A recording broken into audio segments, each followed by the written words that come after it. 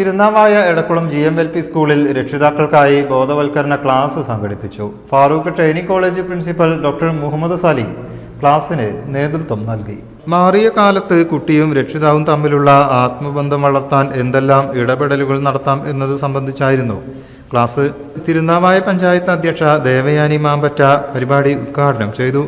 നമ്മുടെ മക്കളെ ആരും കാണാൻ കേൾക്കാനില്ലാത്ത, ആരും ചേർത്ത് പിടിക്കാനില്ലാത്ത ഒരവസ്ഥയിലാണ് എത്തിയിരിക്കുന്നത്.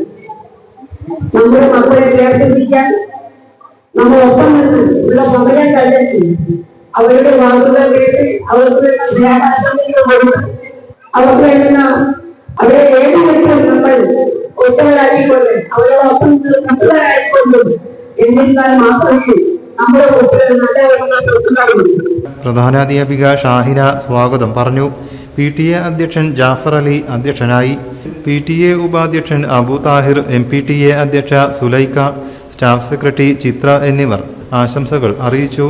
Farooq training college principal doctor Muhammad സലീമിന്റെ നേതൃത്വത്തിലായിരുന്നു ക്ലാസ്. ഉമ്മമാരെ വരുള്ളൂ എന്ന് എനിക്ക് നന്നായിട്ട് അറിയാം. അപ്പൊ ഉമ്മമാരെ കാണാലോ, ഒന്ന് ഉമ്മമാരോട് സംസാരിക്കാലോ എന്നുള്ളതാണ് മറ്റൊരു കാര്യം. LP സ്കൂളിലെ ഉമ്മമാരും ഞാനും തമ്മിൽ എന്താ ബന്ധം എന്ന് ചോദിച്ചാൽ, ഞാൻ എന്റെ അധ്യാപനം തുടങ്ങിയത് കോളേജിലല്ല, LP സ്കൂളിലാണ്.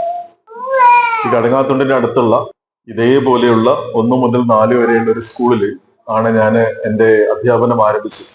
അവിടെ ഏതാണ്ട് 4 വർഷം പണിയെടുത്തിട്ട് പിന്നെ എഡ്രിക്കോട് ഹൈസ്കൂളിലേക്ക് പോയി. എഡ്രിക്കോട് ഹൈസ്കൂൾ നിങ്ങൾ കേട്ടിട്ടുണ്ടാവും, ഇവിടെ നിന്നൊക്കെ കുട്ടികൾ അങ്ങോട്ട് പോകുന്നുണ്ടാവും. വലിയ സ്കൂളാണ്, കേരളത്തിലെ ഏറ്റവും വലിയ സ്കൂളാണ്, EKMM സ്കൂൾ. പിന്നെ അവിടെയായിരുന്നു ഞാൻ കുറെ കാലം, ഒരു 10 വർഷത്തോളം.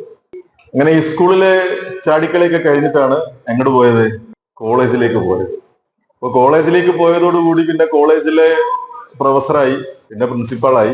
പക്ഷേ സ്കൂൾ എന്ന് പറയുന്നത് എപ്പോഴും മനസ്സില് അത് വലിയ സന്തോഷമായിട്ട് കിടക്കുകയാണ്. അധ്യാപകരായ ലിൻഡ മറിയ, ഫ്രാൻസിസ്, ഷർമിള, ചിത്തിര, ബിഷ, രജനി, അമീറ, മിനി എന്നിവർ സന്നിഹിതരായി. 100ഓളം രക്ഷിതാക്കൾ പങ്കെടുത്തു. സീനിയർ അധ്യാപകൻ സിദ്ദിഖുൽ അക്ബർ നന്ദിയും പറഞ്ഞു. News bureau, Tirur.